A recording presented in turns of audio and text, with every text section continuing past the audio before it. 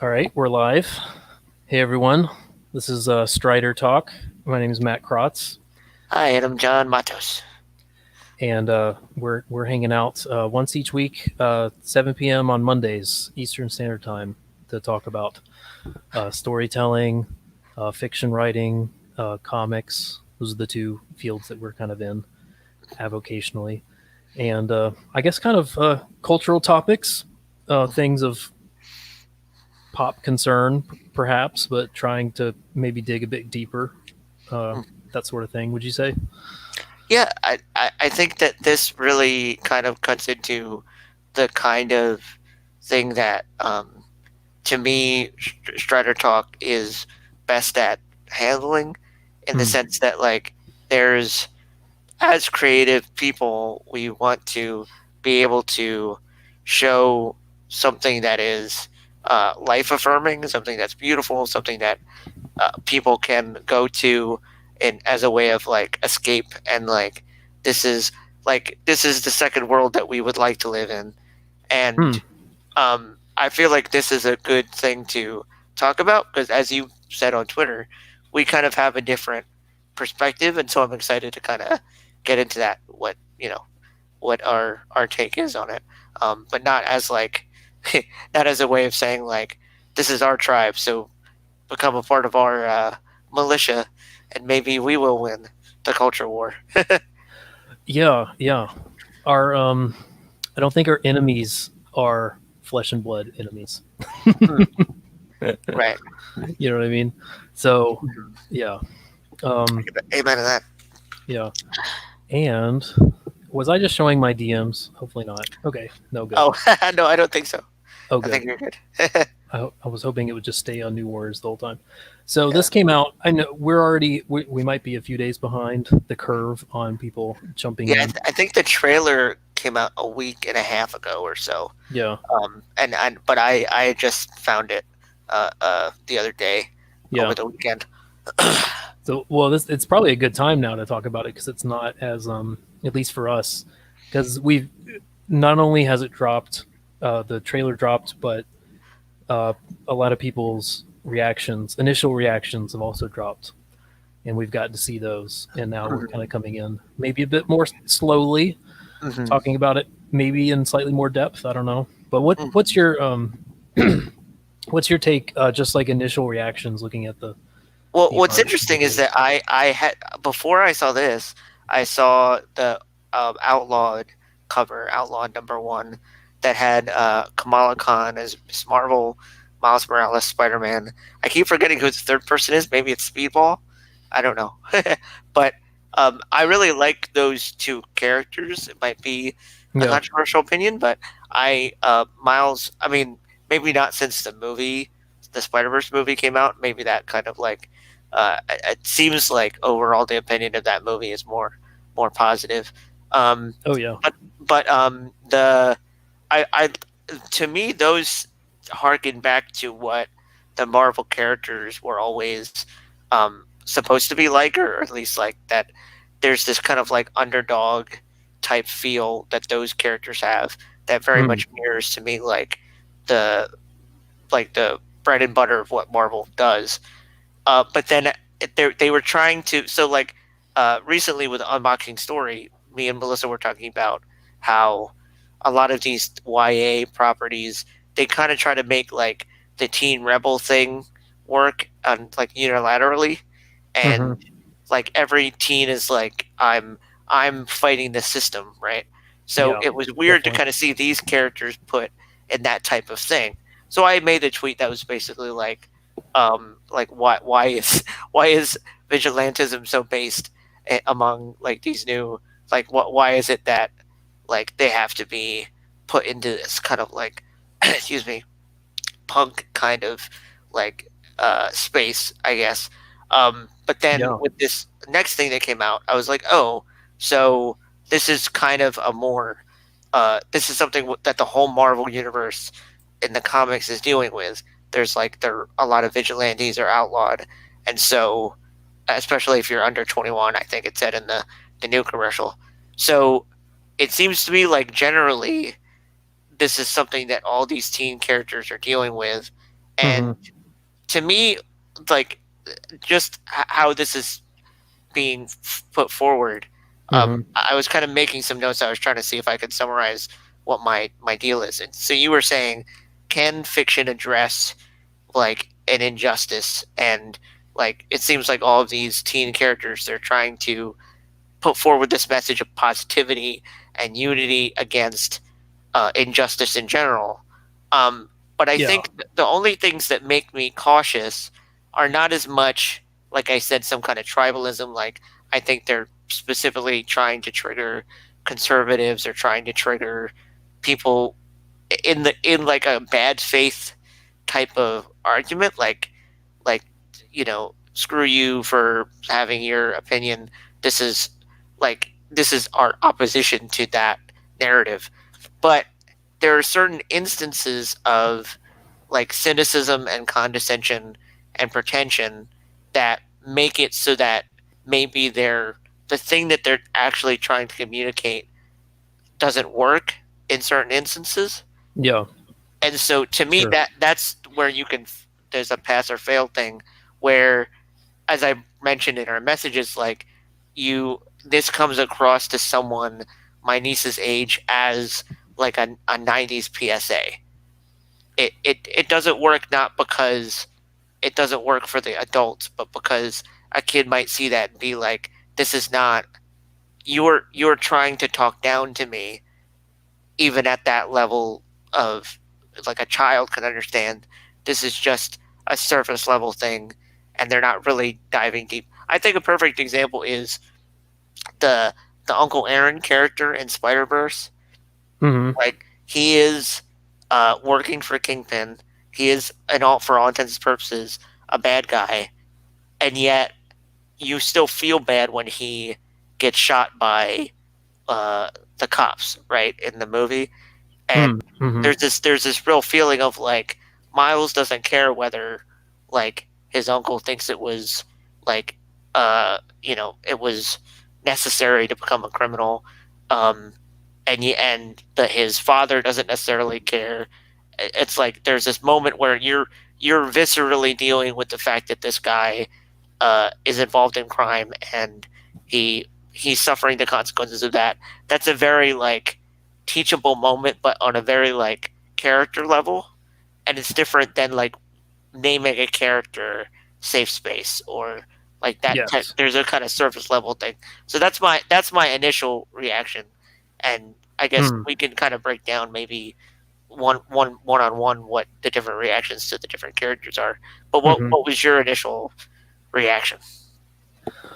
Well, my first take was that I looked up the bio on the author, and I saw that he's an Emmy Award winning comedy writer. So I thought this is something of a uh, he knows.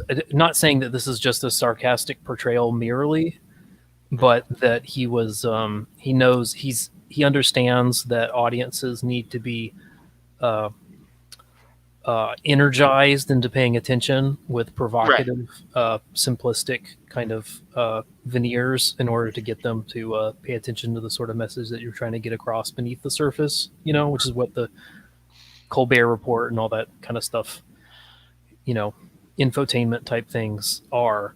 So I figured that's probably what he's doing, and I think he is doing that still to an extent. But I also think, having rewatched the trailer again just earlier today, I think his overarching theme in the trailer is that he thinks that he wants to tell a story where kids are being unfairly labeled, and Mhm. that's the new punk rock is kind of like appropriating these labels for that are meant to keep them as outsiders and make them badges of pride or something, which I think Mhm. as a principle is actually an interesting approach. I think he's being genuine about that. I don't think that's like a cynical Right. Comedy Central thing to do. I think that's actually like you can say mutants. I don't think mutant was really anything other it was meant to be a negative term. It was a negative term until the X-Men made it at Right. least neutral, if not, a positive thing. I mean, it's the same thing. Mhm. So it's still tone deaf, I think, because he's aware of it in a way. He says in the trailer at the end that he's not worried about being too top. Like, he's just interested in trying to be very now, Mhm. super relevant to this particular year, and um, Mm. uh, I think trying to be super into this particular year means, especially if you're his age, which is looks to be about my age, Mhm. you're probably actually going to be hitting a couple years back if you hit the target at all. And I think that's what's going on here. This would actually have been a lot more of a visceral. I would be very impressed if this had happened like 4 years ago, when Mhm. these terms were just becoming part of the popular dialogue. But now, in the I don't know, in the CMYK color, there's something about the designs that, um, you know, like I saw Tron Legacy and it was cool. Uh-huh. You know what I Oh, mean? right. But that was Yeah, like yeah. 2013. So, like, Mm. I don't know. I don't. So those parts are missing a bit. Like, just seeing this poster. I mean, obviously, the '90s New Warriors are so much more interesting, which is why they're bigger Mm. on this issue that should be about these characters. So Right. it's I don't know. It's so he's missing, but so that's my complicated approach, is that I really think he is trying to do. I I don't think he's going to get on that trailer and talk the whole time about uh, trying to figure out like how these kids can be punk rock, in the sense that these '90s uh, these characters were punk rock Mhm. 30 years ago. Like, how can we do that today? Well, the way is for these kids to kind of break the shackles of stereotypes that are expected of them, I guess. Like, that principle I do kind of appreciate, and I like to see that sort of thing explored. It's just that this isn't the best way to do that. Mhm. But it does give you a lot of attention, a lot of social media press, probably a lot of people rushing to your defense because perhaps the not societally approved people are critiquing it, and that will lead to more sales. So Mm. he may be doing something that actually, I don't know. I don't think he's that cynical, but if he is, he's probably going to make Marvel some money with this Mhm. approach. Honestly. Well, so I think that it definitely could have. Oh, we have some people in the chat.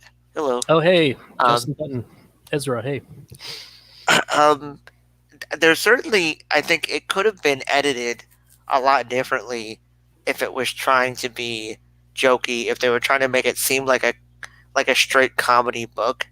yeah, Um, and like the fact that it was not edited that way, it was edited more as like a straight press release type thing very of like sincerely. this is Yeah, yeah, then it could have like that to me communicates that.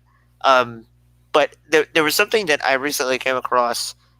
There so Douglas Wilson was doing a talk with um, what was his name? Um, the Peter um, oh Hitchens. yeah, Peter Hitchens. There you go. Yeah. Thank you. um, and he was saying that he envies storytellers because he says, like that type of format just comes so naturally to them, and Hmm. from a very young age he was writing essays, and that was what came naturally to him. But he said, like it all. It's so he said, the Phil the Phil Pullman quote, "Once upon a time."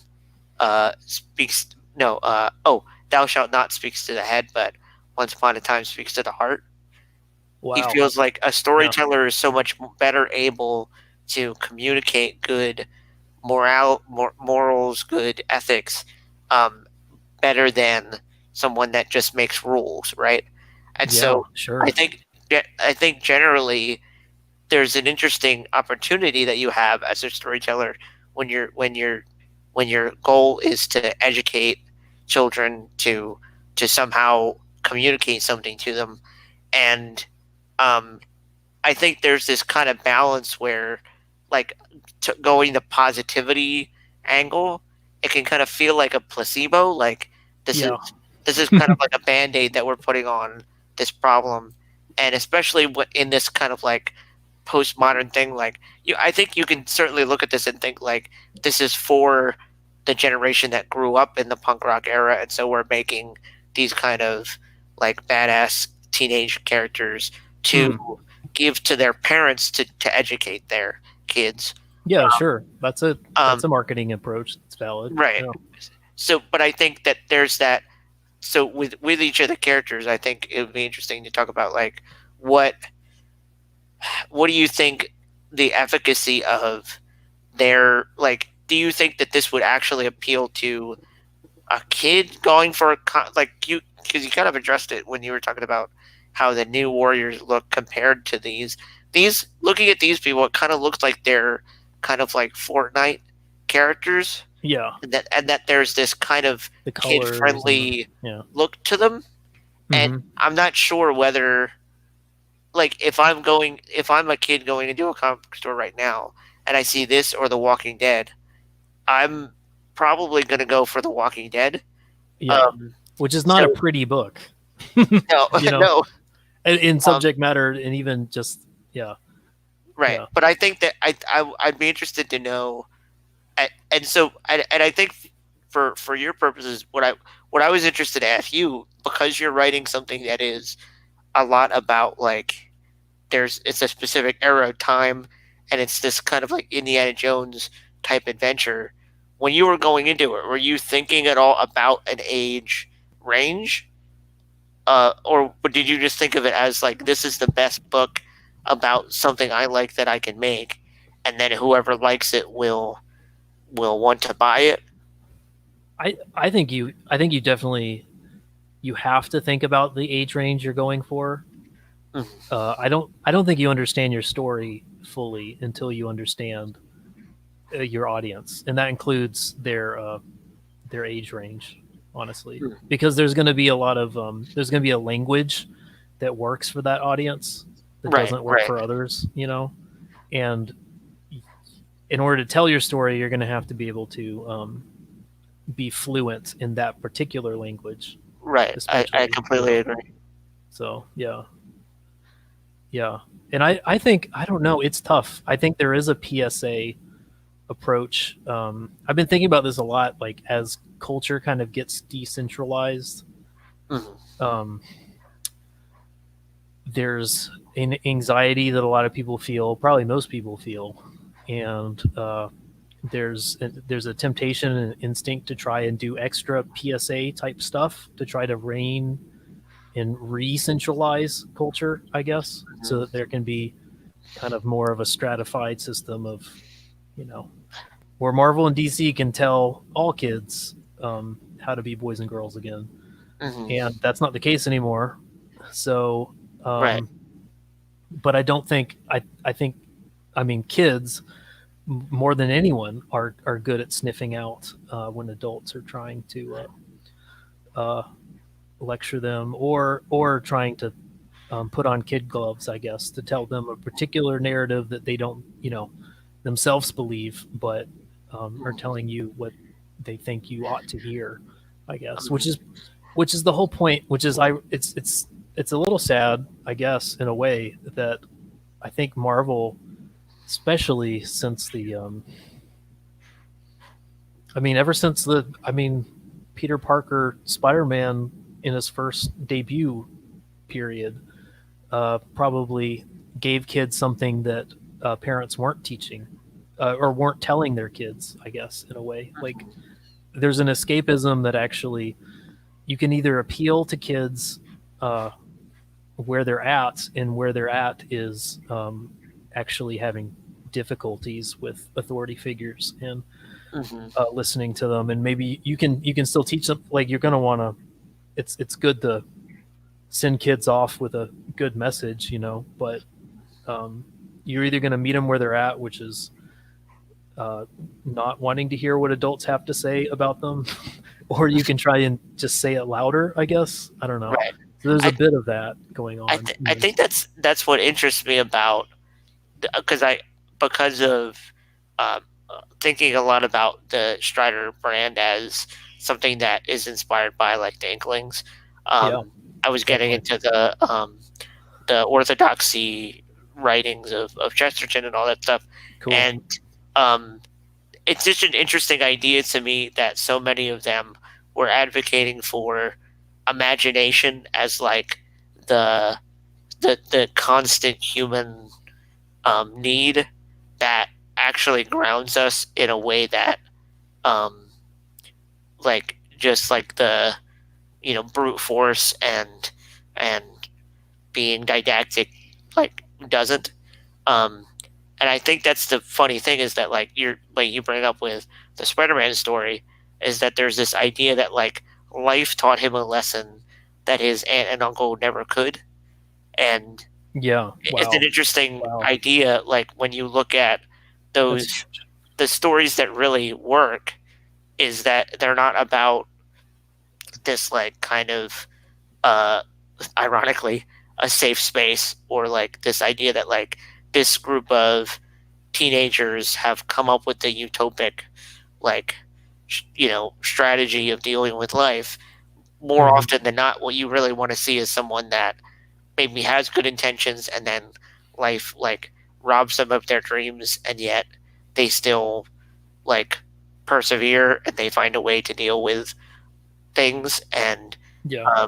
I think like for example I remember reading X-Men and then there was an ad for uh, the New Mutants, and one of the New Mutants apparently gets like infected by some weird alien thing, and he just starts like beating up other teammates. But like as Yeah. a teenager, like there was something appealing about that because there's this idea of like, yes, I too cannot control myself, and so like there's this Yeah. idea of like that those things like horror and like those types of genres appeal to a young person because they're going through so much emotionally and physically. And so like that type of thing of like this character is this character is um, the new Captain America, and like we're gonna take the decentralization and make that the new orthodoxy. That I cringe because you're trying to make this thing the new like there's this weird feeling of like you can't almost like you're trying to make um, the new Fantastic Four, but one person is non-binary and one person is um, Hmm. a person of uh, they were discovered by Native Americans and raised with wolves and things like that. Like Yeah. those characters individually might actually have interesting lives, but because you're Yeah. trying to make the the new Wonder Twins with these characters, Hmm. Hmm.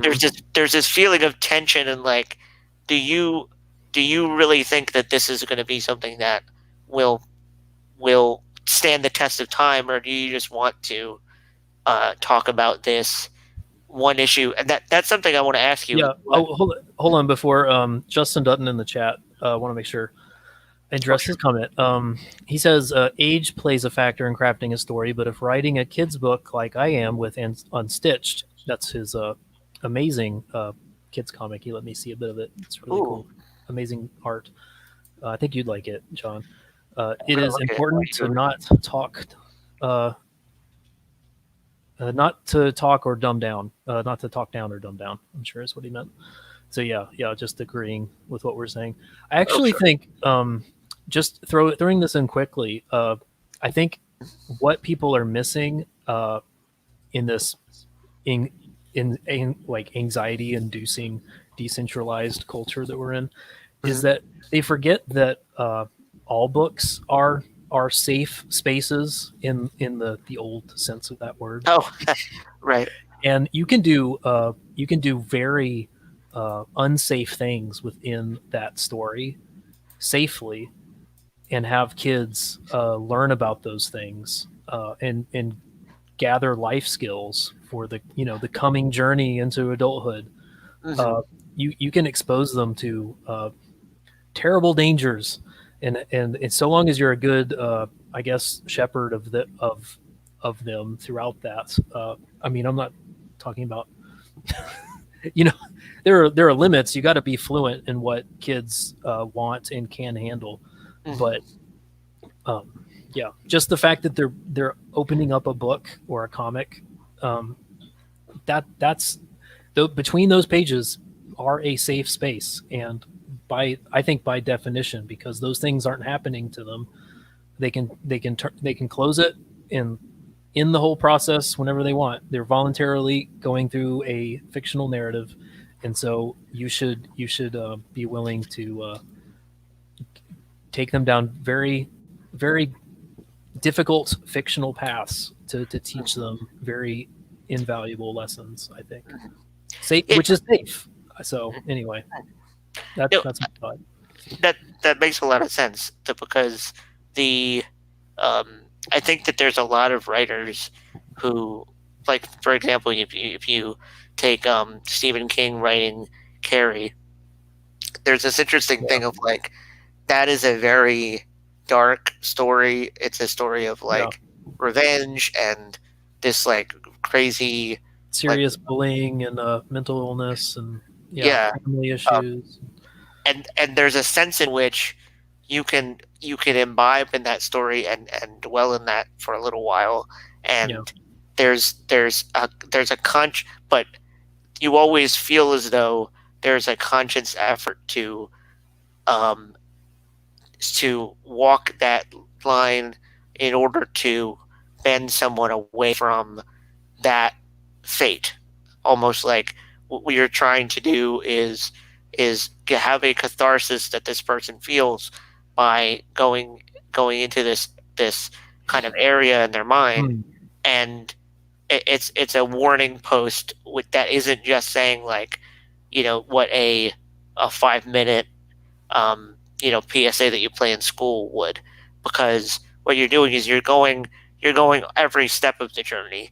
You're showing like there's like 2 or 3 years of bullying that leads a person to this type of like behavior, and the authenticity of that journey shows the person reading it that they're not being lied to, that these types of dark creatures do exist, and that people independent of that can have those types of dark feelings, but we've all agreed that this is the outcome of that path, and that this is why we're all agreeing to go this way.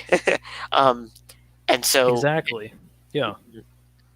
Now, do you think personally that a person picking up that like these types of things like safe space, snowflake, do you feel like as a culture that we're on the edge, and that this is like these types of terms are going to be like forgotten in 2 or 3 years, or do you think that it has the staying power that like because so my niece, my oldest niece is like 10, and she doesn't really spend that much time online, and so I think maybe I'm just kind of pigeonholing my like based on my experience with kids, but I'm picturing her like in a year or two picking this up and just not having any idea what the jokes are about or what the substance of it is. So do you think like is this just a consequence of this person writing it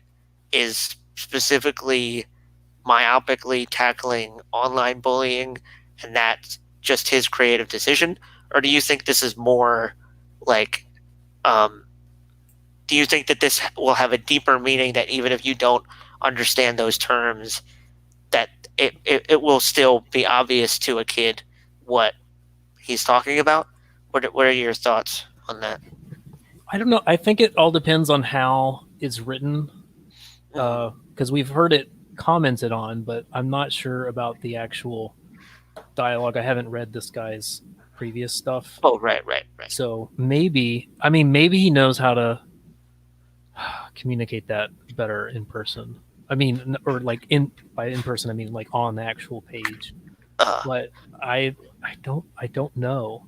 You know what I mean? Like that's a yeah, really tough thing to do. right. Uh, I think a lot of comics, and you can just pick a decade. I don't think big two comics have ever been terribly amazing at um, uh, speaking the language of kids. I think they've Mm, always been good at speaking the visual language of kids. I guess they right. know how to give kids what they want visually, and in terms of storytelling and action and stuff like that. But I don't know if dialogue has been something that like kids. I don't know. You know what I mean? Like So I don't think I kids think pick it up for the dialogue. So I don't I know think if it's there's a few ways that we can tackle this. yeah One is if you can talk about maybe some of the things you read of Marvel, and then, but I think another thing I think is strange is I don't know whether comics still work the way that they did when we grew up, in the sense that like it seems like a lot of editors had a lot of power, and this that they yeah were like really influencing like how the books worked, and then they all worked together in different like storytelling silos. Like X-Men would have one silo, and Avengers would have another silo. um but that might be a different conversation. but um yeah sure but having so uh Melissa was interested because there was a Phoenix movie coming out with the Unboxing Story, by the way, is another show that I do with my sister Melissa, also an author. And if you want to check that out, the link is in my Twitter. um but when Phoenix was about to come out, that was one of her like favorite storylines, right? In the oh sure cartoons, mm-hmm. and the comics. Big favorite And she wanted to kind of relive that, and so she got X-Men Red. And what I think is interesting about that, um, oh, Justin says, it will be forgotten over time, like all lingo, especially if it's pop culture. That's a good point. The yeah more a story leans into pop culture, the less likely to hold up, yeah, over time. Um, yeah, no, I agree with that, and I think yeah the lingo, depending on the lingo, I think would be the bad choice. But unlike Matt, I agree that like if he's a skilled writer, he might be able to move with the times and be able to keep it relevant, and not make it seem very didactic, and like we're just gonna, every single issue is gonna be like a special uh a very special episode type thing. um yeah because Hopefully he can the avoid that. kids I think kids are very aware that people in their mid to late 20s are weird and they don't want to live like them. I think for the most part. Right. So, and these are terms that people in their mid to late 20s by now invented and adopted and embraced. So I don't know. I think that's going to work against them. I mean, maybe people in their mid to late 20s are going to buy this comic. I'm sure some will, but I don't think kids are going to buy it for that. I mean, that would be a mark against kids buying it. Right. So just throwing that. So anyway, so she Yeah, bought sorry. X-Men Red. This, yeah, I think Justin makes a good point. Um, so yeah, oh yeah, so she bought X-Men Red, and part of the narrative was there was a little nanobots that were making people, basically turning people into extremists. Um, and what was interesting was that because Jean Grey was like resurrected again, which happens like 50 times a year. Yeah. She came back and specifically was like trying to be the leader of the X-Men. One of the things that actually gave her a specific advantage, aside from the fact that she is objectively very powerful, is the fact that like she was the only person who could deprogram these people because of her Yeah, I remember that. abilities, right? Yeah, it was And just so, like a year and a half ago, maybe, or something. yeah, and so it was an interesting thing because it was very Ray Bradbury in the fact that it was taking a social thing and like like analogizing it to something that was a sci-fi problem. And so I thought it was an interesting way of doing it. There was one specific scene that I thought was very like handholdy, in the sense that it was like there was a white guy, and he like she was her tone in talking to him was very much like a mother son thing, and Yeah. it felt like there was a lot of familiarity, like it was directly the author addressing the reader, and it was kind of cringy. Yeah. But Yeah. I think, I got the impression from just like YouTube reviews that it might it's because it's allegorizing the 2016 election, that to the extent that it went closer to that, like the closer it got to that in its dialogue, the more it started to feel um, like it was losing like the storytelling value of, I guess, if you want to teach someone, you tell them a story, you don't tell them what to think, like you said.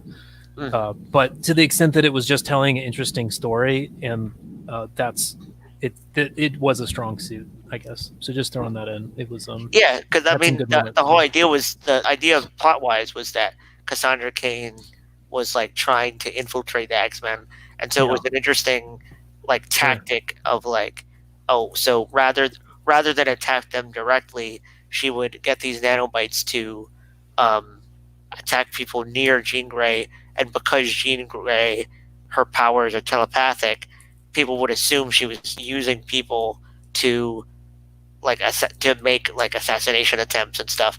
And so that idea of I dig it. like turning the hate towards mutants on by like planting these people near like as if like they were crisis actors. Yeah. Like, No, that's like a cool idea. Yeah, if you pitch that in a story group, I'm like, yeah, let's do it. Yeah, sure. So I thought that was an interesting thing. I also was reading, as far as like the Marvel stable is concerned, I was reading some of the Miles Morales stuff. This is going back though to like 2014, 2015.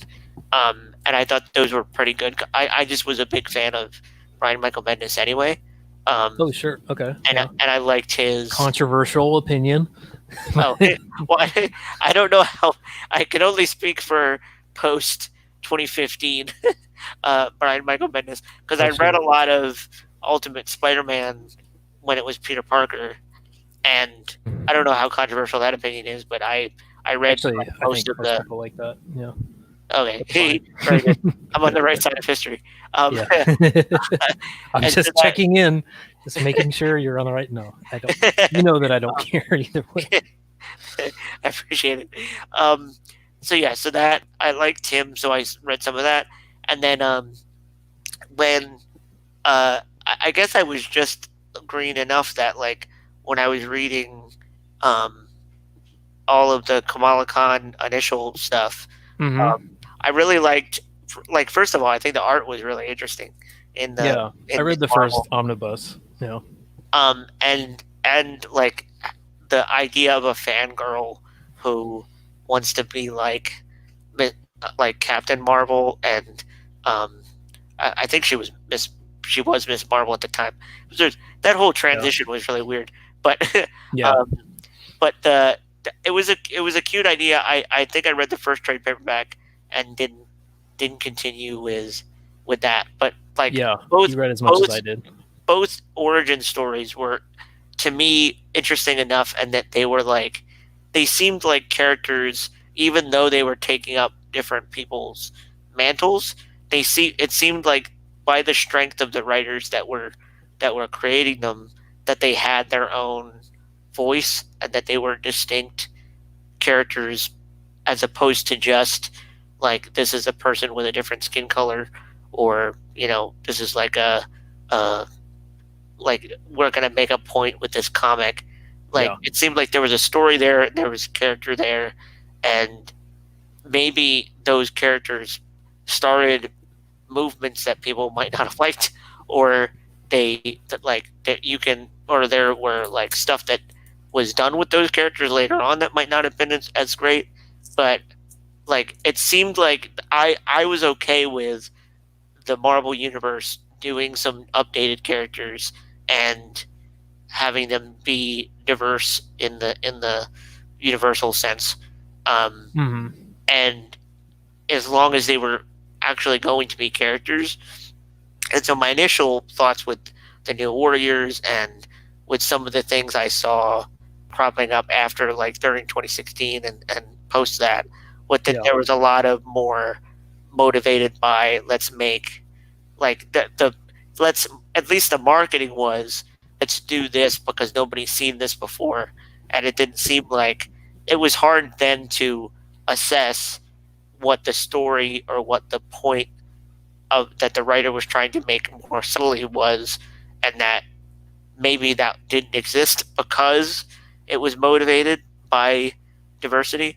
But all that goes to is to say that Marvel, I feel as though there are books within their stable that are still motivated by character, even if the prevailing thing is that maybe some of the writers and artists are not in touch with what the fans want. Let's jump over for a minute. Oh, I see. You should tackle Justin's comment because you understand Bendis. Oh, okay. So indeed, Bendis wrote a great Ultimate Spider-Man.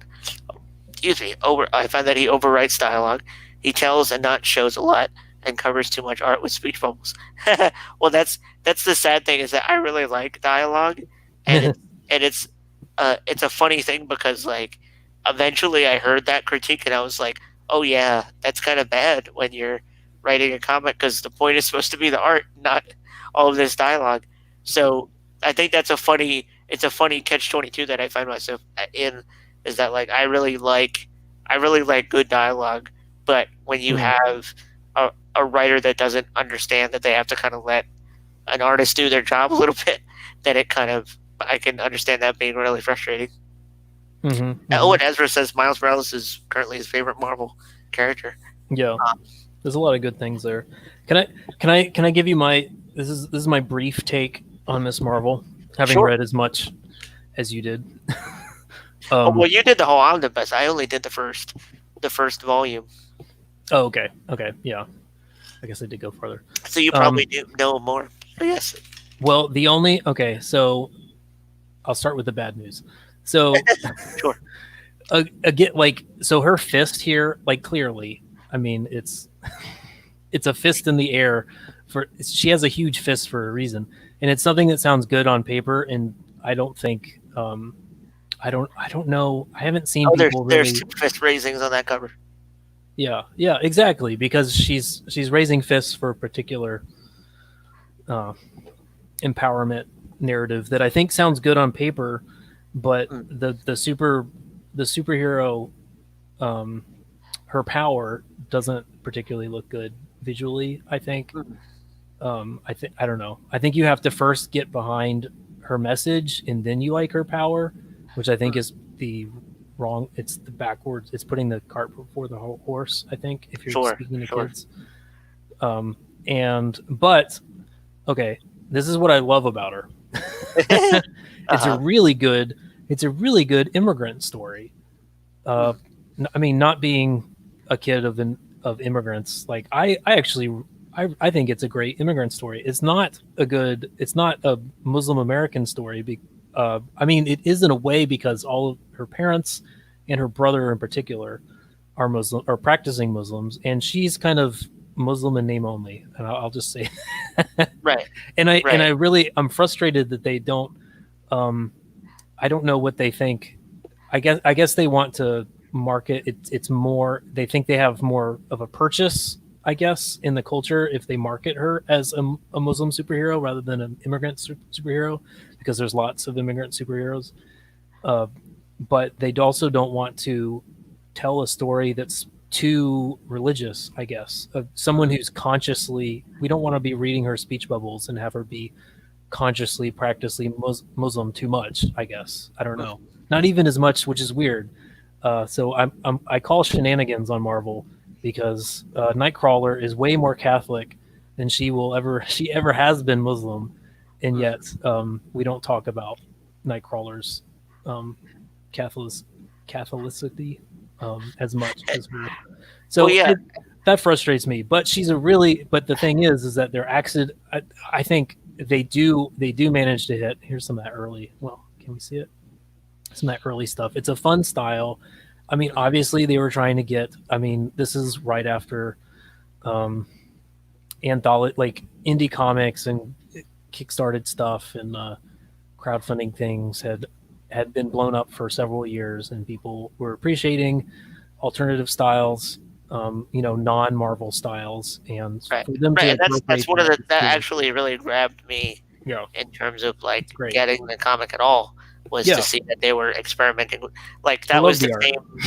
I don't know if it's the same year that the version of Hawkeye that Matt Fraction wrote was like coming out, but it was like it was cool to see Yes, I Marvel remember that. comics that had that kind of like we're gonna experiment a little bit with what stylistically things look like, and like it was and it really made it like that's one of the interesting thing about like DC versus Marvel is that DC everybody lives in their own like city. um it's kind of a funny like way that they came up Sure. with that company, but Yeah. what doing like what experimenting with the style made it feel like is that even if they're all in the same tri-state area, like you really feel like reading a specific comic like Hawkeye or like Mm-hmm. Miss Marvel, that they're in their own world, and No, that's that great. Yeah, it's um the Peter Parker approach too. Yeah, it's right it's um smart. It works on a lot of levels. This but is this is the page that made me chuckle. She's ogling. She says, "Delicious, oh delicious infidel meat." right. That's about as Muslim as she ever gets. She won't eat Well, I was pork. gonna say like that. I think one thing I appreciated was like so my dad is from Puerto Rico, Oh, and cool. Yeah, yeah. so he like it was kind of interesting because he was Catholic and my mom was Protestant, and so Oh, he yeah. eventually started going to Protestant churches with her, and Mm-hmm. like as much as I guess you can convert, he like started practicing more from that and was like Yeah, more interested in those things. So yeah, what I kind of felt like reading Ms. Marvel was somebody who is just like a teenager and they don't necessarily care as much about like the fundamentalist parts of yeah. the faith, and I there's think just that's kind of true. thing like they feel put upon by like all these restrictions and stuff. Yeah, and I want So to see that. I want to see that marketed as such, maybe, or right, just explored more honestly, I guess, yeah. because So that's I really think that's the thing interesting. is that as like that was a thing that was interesting to me too. Yeah, So it felt there's a like tension I when you agree see with that. you Yeah, that like it wasn't addressed directly. It was more addressed in like side comments, like with the infidel meat, and like yeah, it was never like a part of the tension of of a comic or like a storyline.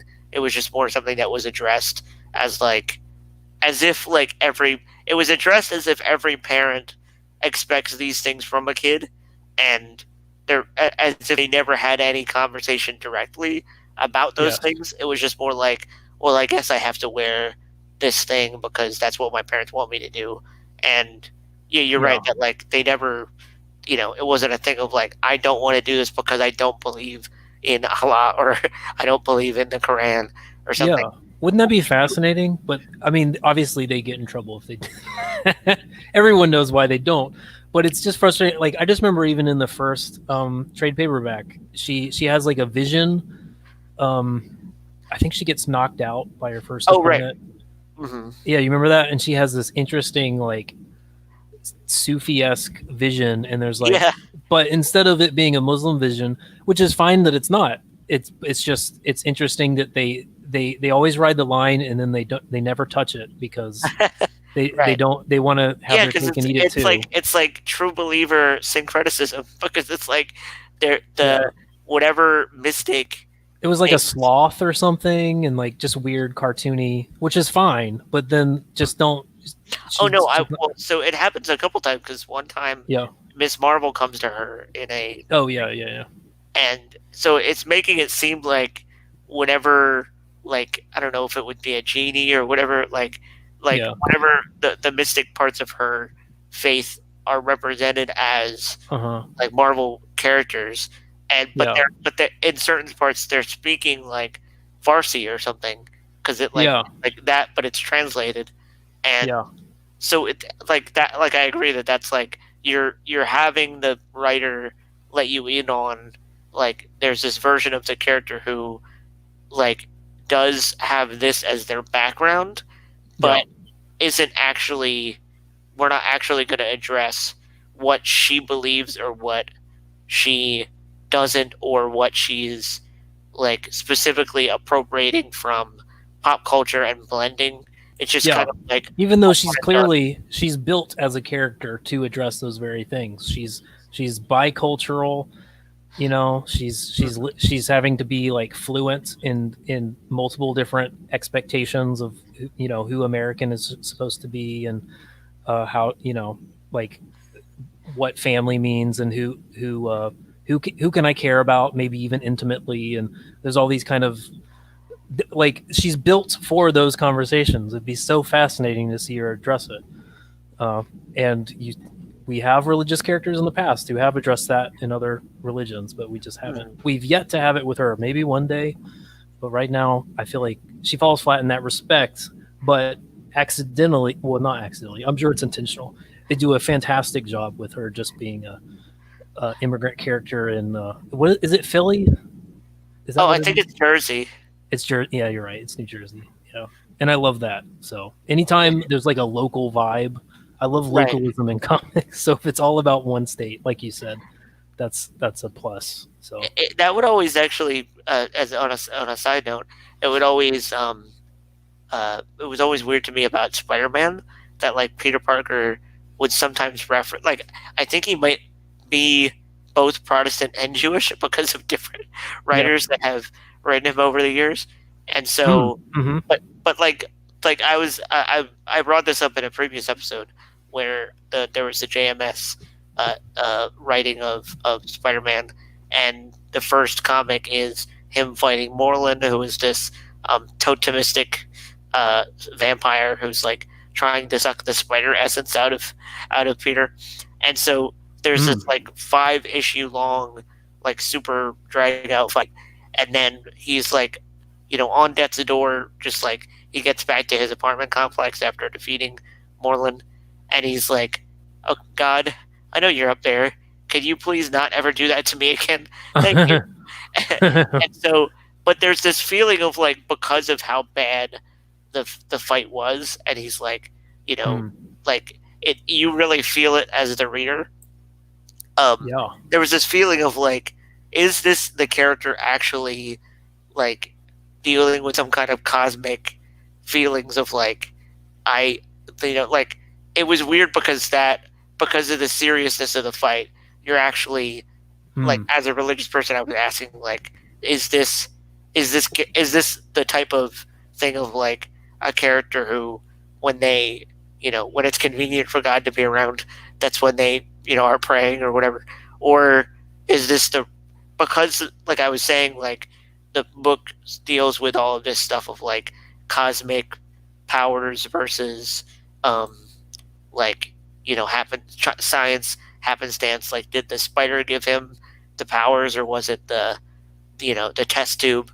There was just something in reading it most recently. I'm like, man, I really wish you could just tell me whether this character is like, you know, whether this is a sincere prayer or if this is just a joke or something. Yeah.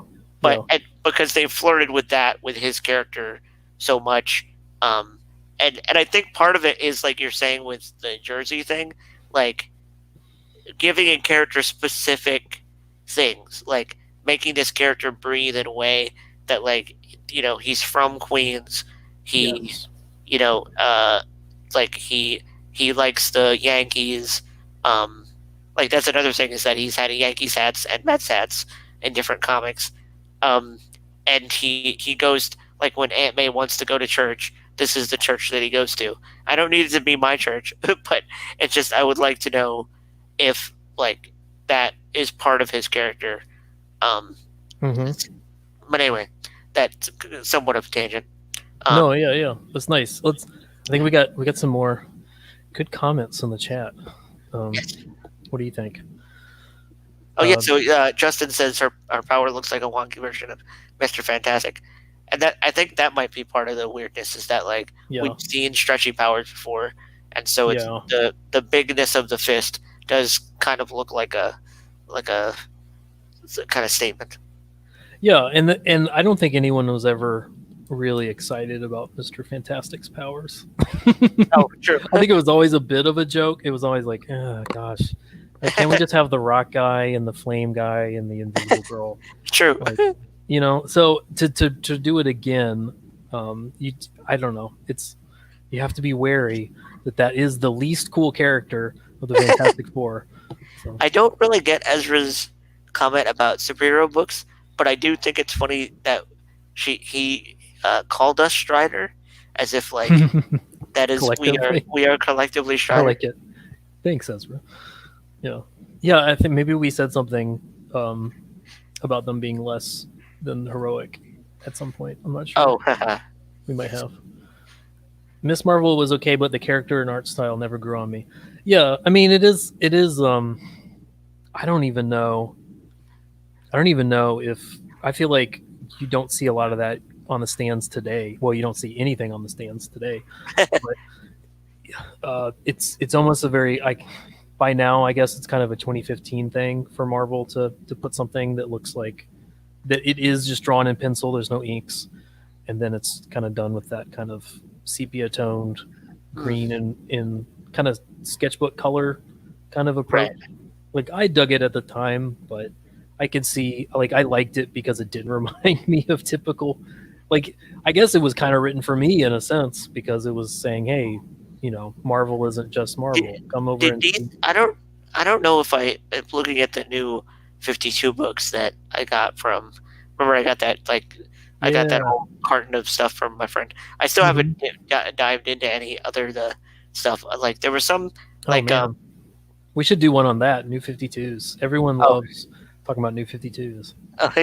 Well, I was gonna say like Jim Lee did that thing where he created the style, like a house style thing. Yeah.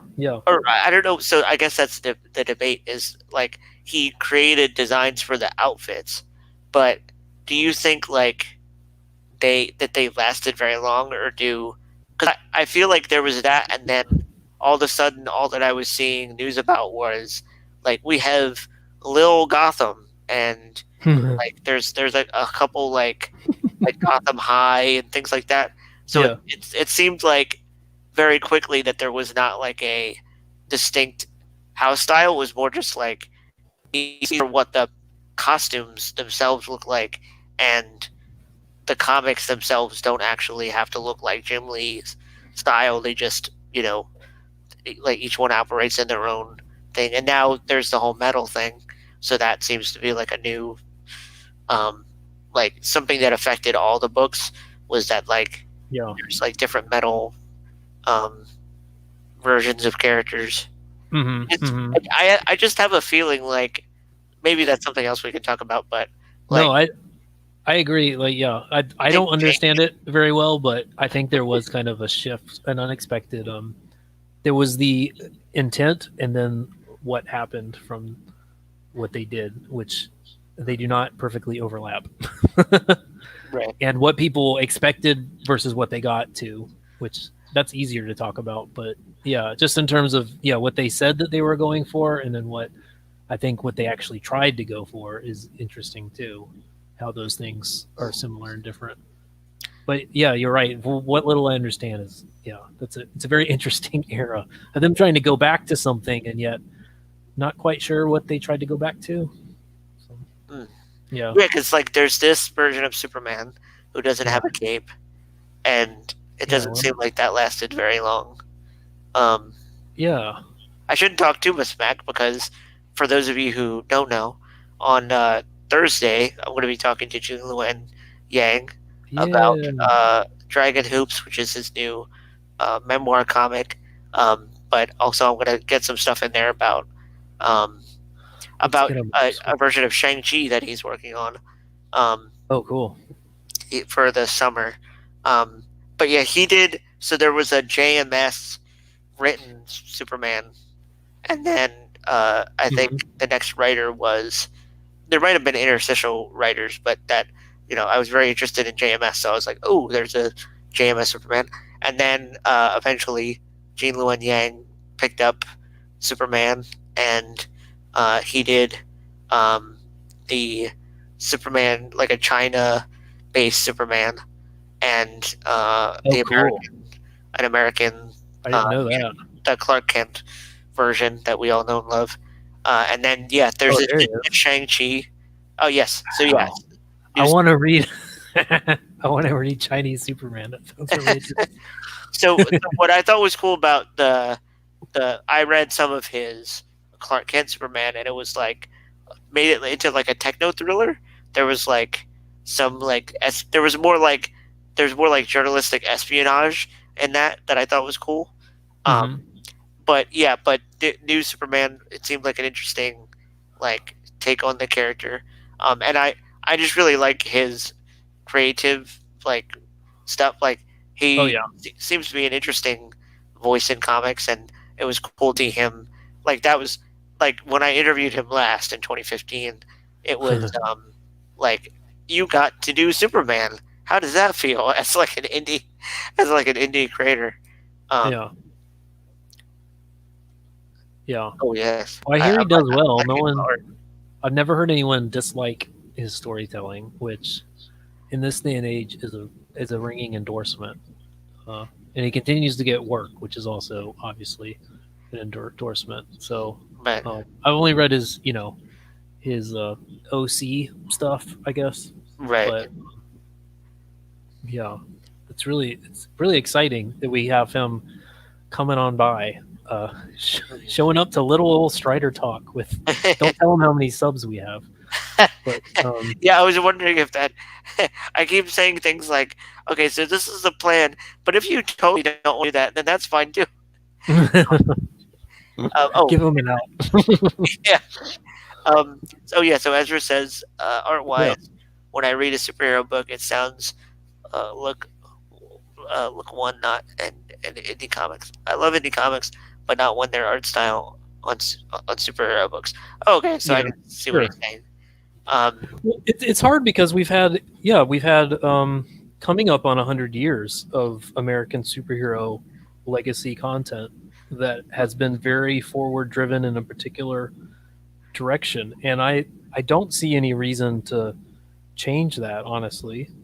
And uh, it's a cultural tradition that actually, I mean, you can always do fresh, interesting new things with it, but it's a very clear. I mean, it's like just going to Japan and saying we're not going to do manga anymore. It's too Japanese. You know what I mean? Like, yeah, this is a very American approach to comics, and it's not the only approach that we do here, but it's one of them, and I think honoring that is yeah, cool. I felt like the whole like DC metal thing was an interesting twist on that because Hmm. there's like to me there's a lot of like so I actually I expected when I went to Evil Expo a few months ago that it would be a lot of like the power metal because it was like a sci-fi fantasy convention that had like hardcore musicians and um like a lot of like focus on like the villains and stuff, and it's like there were different metal and goth people there. I thought it was uh I thought it was gonna be just like all of the things I like from sci-fi and fantasy mapped with different metal and goth things, and that turned out to be what DC metal was, where they just took, excuse me, they took more of their stuff and gave it this veneer of metal and goth stuff. Um, Mm-hmm. but it turned out to be just more of it was a traditional like hardcore art show where like people were selling like they had like David Bowie coasters and like Mm-hmm. metal and goth like t-shirts, and like there were people there that were selling like like I said, on both of my sides we had one that was like a short story collection writer who was like villains that meet in a pub, and so that's kind of more of like a dark uh you know Mm-hmm. writer that's writing a sci-fi fantasy thing, and then on my right was like a fairy hunter thing. um Mm-hmm. but anyway, but like it's just interesting to me because I when I see like a metal or goth comic thing, I'm assuming it's just gonna make metal and goth kid friendly, or like it's gonna Yeah. appropriate all of the stuff and make it like, but it seems like there are a lot of people that interpret when they see like an indie style cartoon that is specifically like there's this feeling of like culture vulture mentality, like you're gonna make my don't mix your peanut butter with my chocolate. It's like there's Yeah, like sure.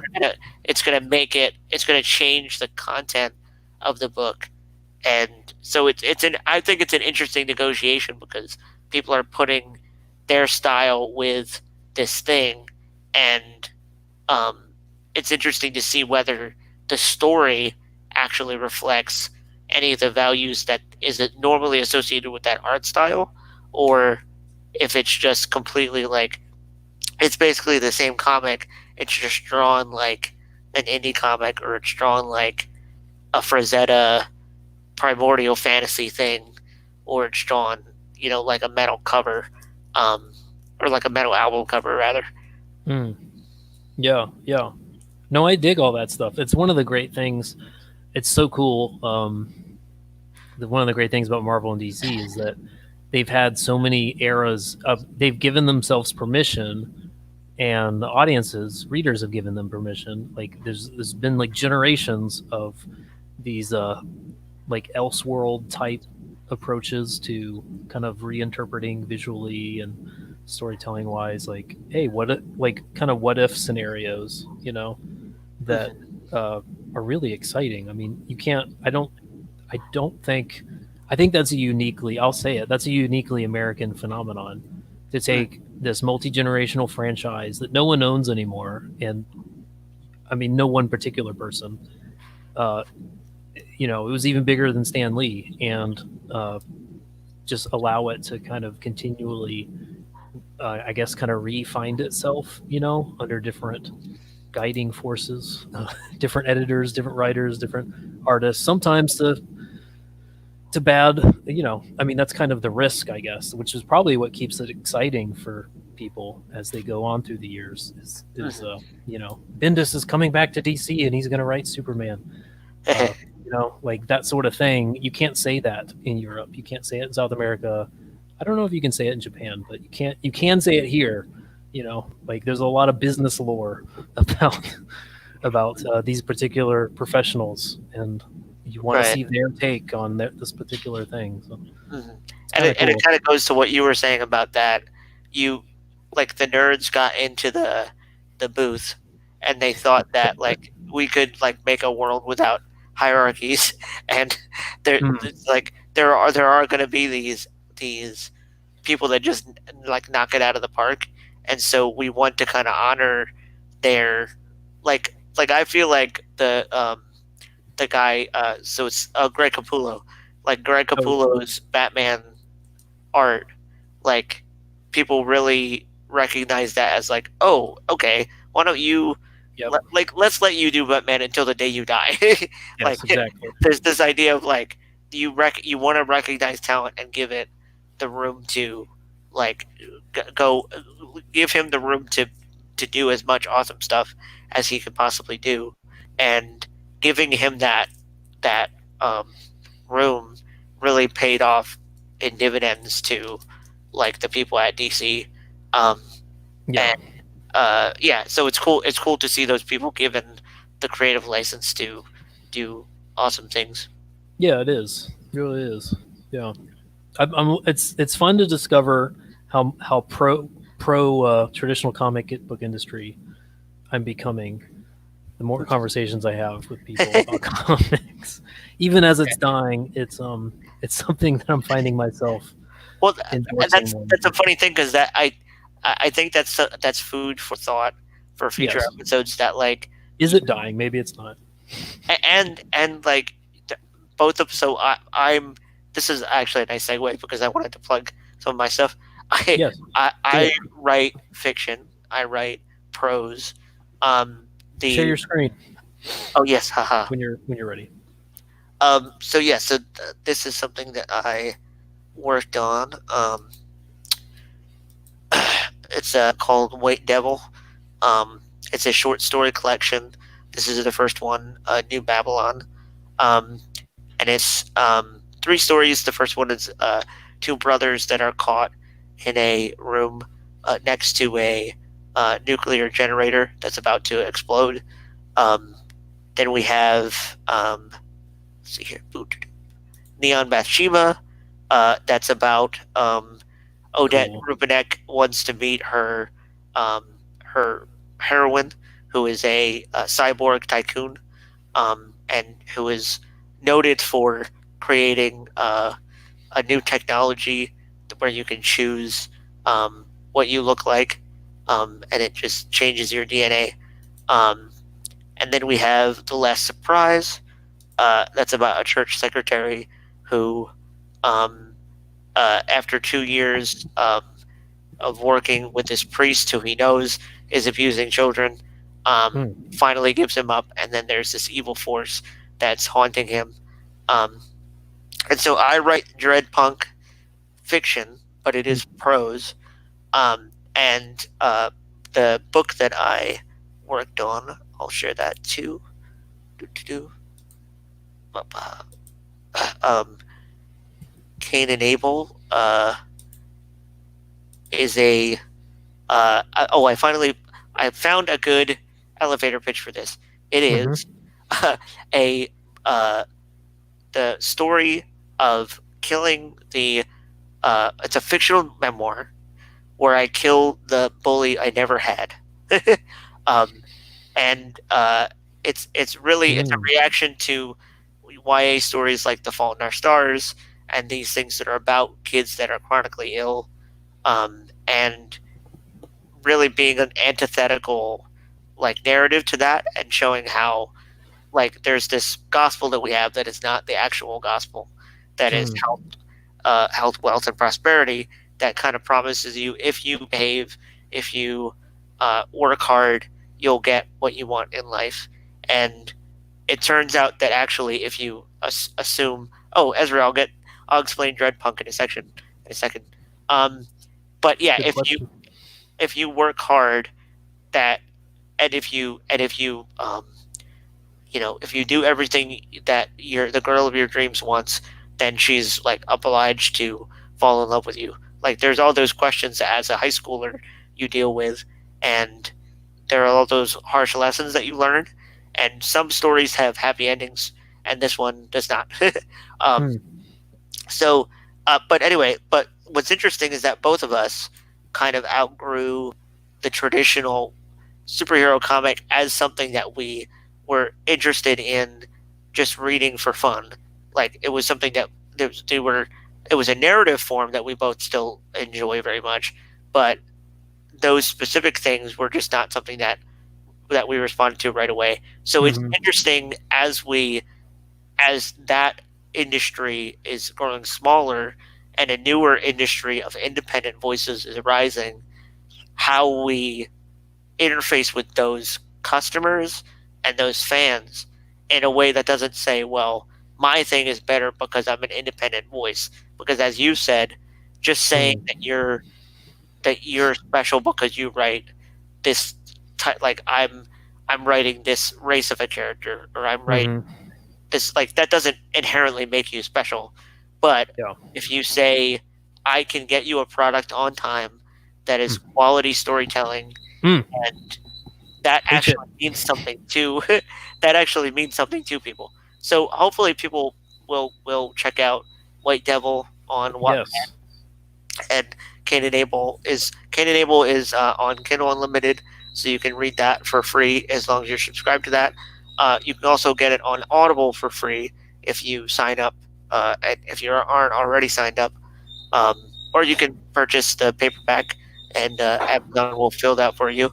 But I'm excited. I'm excited as I'm gearing up for Realm Makers this summer to kind of reboot my promotion for these things, because there's there was a lot of work that went into launching Cain and Abel, and then there was this kind of like sophomore slump of like, all right, there are some people now that know that I have a book, and some of those people liked it and some of them didn't, and so what do I do now? But I feel like part of Strider is doing something more regularly that keeps me excited about the writing that I'm doing, and lets people know that, just because I'm writing something offbeat doesn't mean that I'm trying to tell them that their taste is bad and that I'm trying to like condescend to them like, hey, Yeah. all you comic fans, read a book. This Yeah. isn't that's not my message. Yeah. Yeah.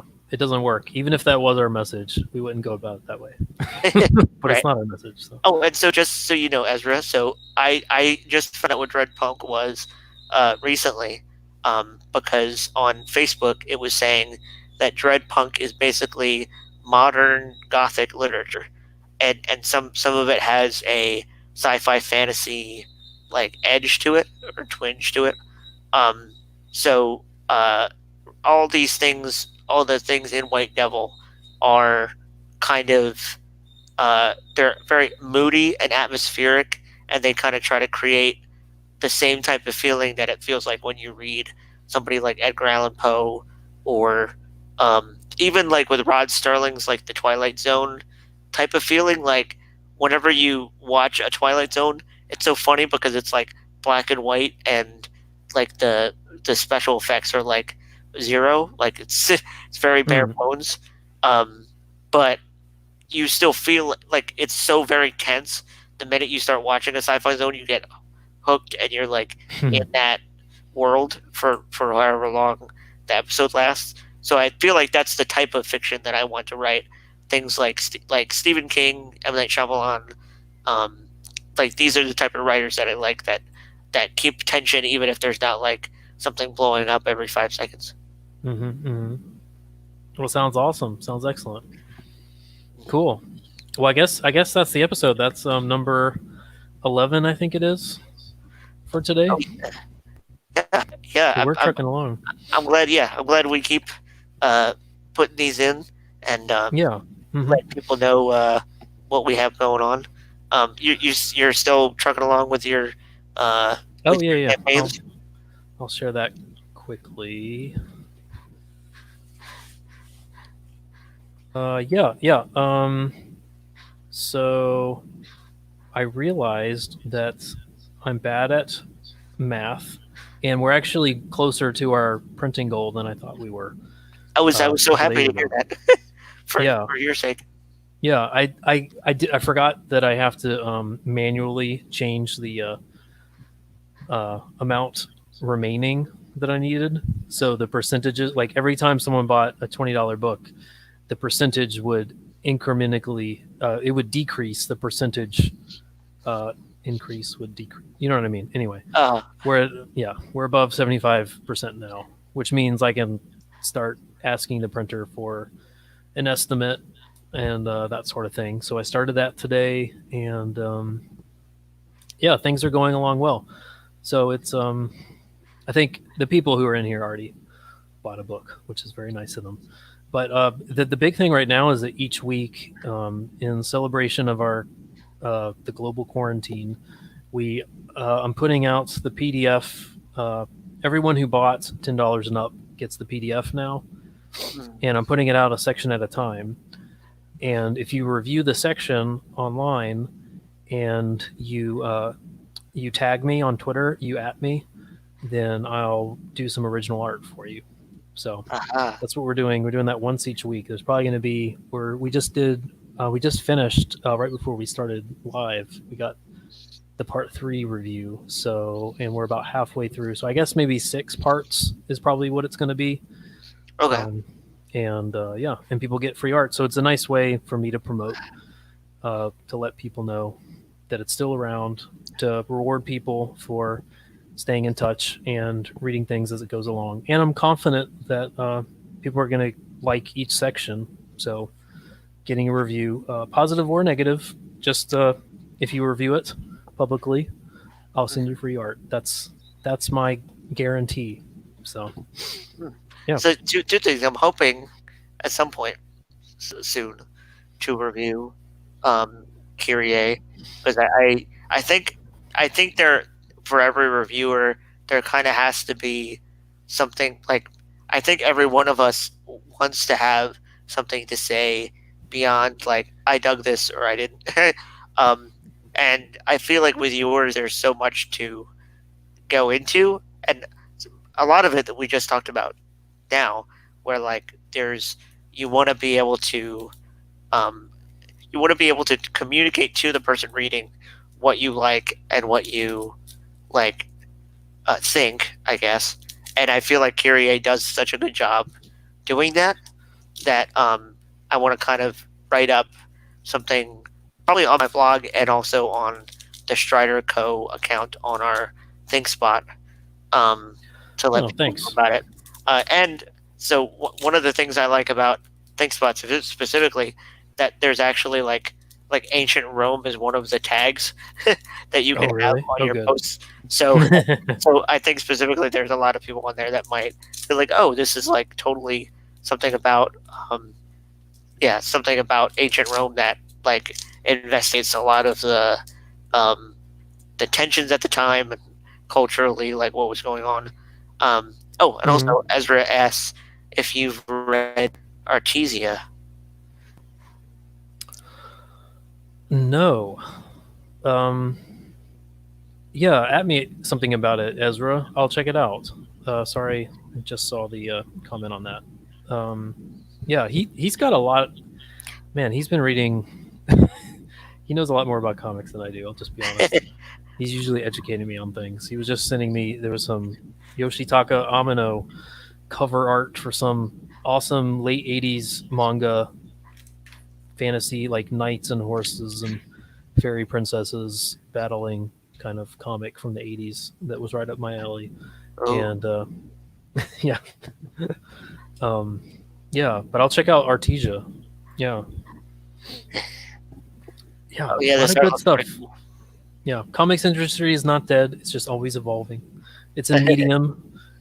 So as long as people are interested in the medium, there are going to be people making it. I'll leave people with this because that was something that that the Penny Arcade guys talked about with there was I think that there was a Hitman trailer that had these like sexy nuns, and so there was a lot of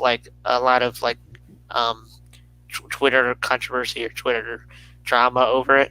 And no, it was somebody from what's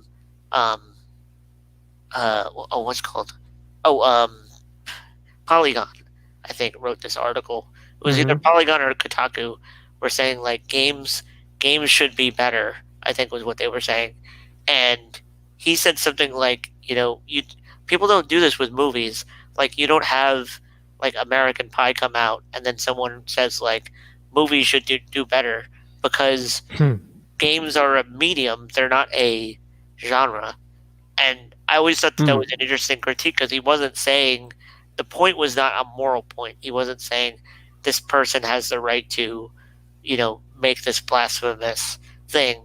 The point was in America up to this point, we have not had a certain level of censorship which says just because this thing exists, it means that it's going to be corrupting children or it's going to like this isn't the level of censorship we have to this point. And so the point isn't necessarily that we should treat everything that comes out on this, because we have a democratic society to some extent, just because one or two kids might be able to sneak into an R-rated movie doesn't mean that movies as a strata are corrupt. And so anyway, but that's just been something that's always been on my mind. I like it. You can't make this a blanket statement about a certain medium as if it's a genre, as if it's something that you can just say because there are a lot of kids that play games. You can't make games that only adults should be able to play, and that type of thing. So somewhat I like that happens with stuff like this that's supposed to be controversial and is playing with hot topics, playing with something that makes some people upset. That doesn't mean that you should say that you don't have difficult conversations through comics. Yeah, exactly. And fortunately for the rest of the world, everyone outside of the U.S. understands that comics is a medium. But Right. the interesting thing about the U.S. for some reason is that we got it into our head, because what you just said cuts both ways. Because a lot of people will say that comics, it is equated with a particular medium and a demographic target audience, Mhm. and that's been the issue since the what is it, the Comics Code Authority. Oh, right. So yeah, that'll be another time. For the twisting, winding road, that's someone we should interview, somebody who understands the history of the comic Oh, industry. that I would think be that'd be fun. really neat, and just kind of pick their brain as they kind of go through the decades, Hmm. because I'd learn a lot from that. Yeah. Um, Yeah. yeah, No doubt. but anyway, yeah. Thanks, Ezra. He says had another fun stream. Appreciate it, Yeah. and thanks, Justin, for tuning in as well, and to whoever checks us out later. We do this once a week at the same time, 7 p.m. Eastern, and we try to have thoughtful conversations about this weird, wacky world of fiction storytelling, and we try to do 50-50 between comics and not comics. Hopefully, we balance that, and make sure to look for the. Are you doing this live, or are you kind of pre-recording and then dropping it? The Gene Yuen Lang. Oh, so I'm hoping it will be live. That was the Cool. last thing I was kind of joking about with like, he's like, Mhm. is this gonna be live or pre-recorded? And so I was like, it would be cool if it could be live, but like, you're the guy that wrote for DC Comics, so you get to, you. I think the rules are kind of the basketball is kind of in your court as to what we're, and especially because like, Sure. maybe he won't be able to do the time, like his schedule might be changing. So hopefully 7 p.m. Eastern Cool. on Thursday we'll be able to do it a stream with Gene Yang. That'll Um, be exciting. yeah, yeah, and I'm excited to talk to him again, and talk about some his indie comic stuff. Dragon Hoops is the book that he's putting out, Yeah. and then some of his plans for what he's doing with Marvel. Yeah. Cool. We'll be looking forward to that. So thanks everybody again for tuning in, and we'll talk to you. Give us a sub and a like if you want, and hit the bell for notifications. I know everyone says that, but we don't do this often, so this just gives you the notification for once a week, plus the awesome bonus stuff with cool interviews of Yes. C writers, which is something you don't want to miss. So hitting that bell would help yourself out as well as us. Yeah, and don't hesitate to reach out to us like on Twitter and stuff. And also, I've been talking about providing ThinkSpot accounts for the people that want them.